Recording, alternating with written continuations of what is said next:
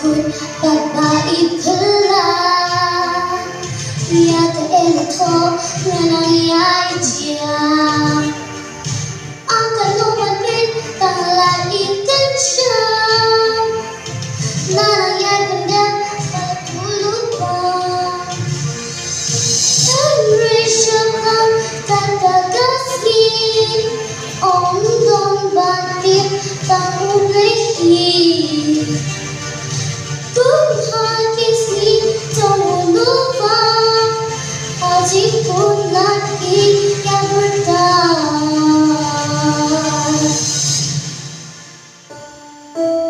Halar jauh ni belum Kita nak lebih apa Kenika jero jumpa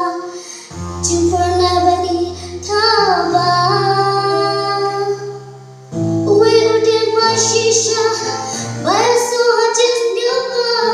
Tangka we maaf kermen Lalu say kisah Babha Nitaya tidak hadir di jalan Hidup jumpa yang dikerai Sorong-sorong jumpa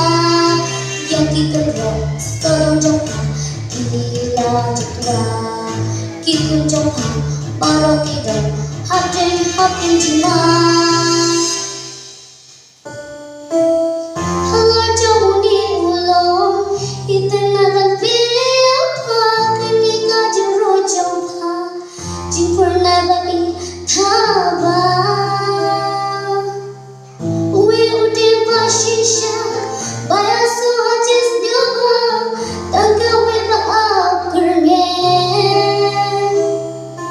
Lalu say kisah Babha Sun bayang Na bentar jumpa Namar pangtin Ya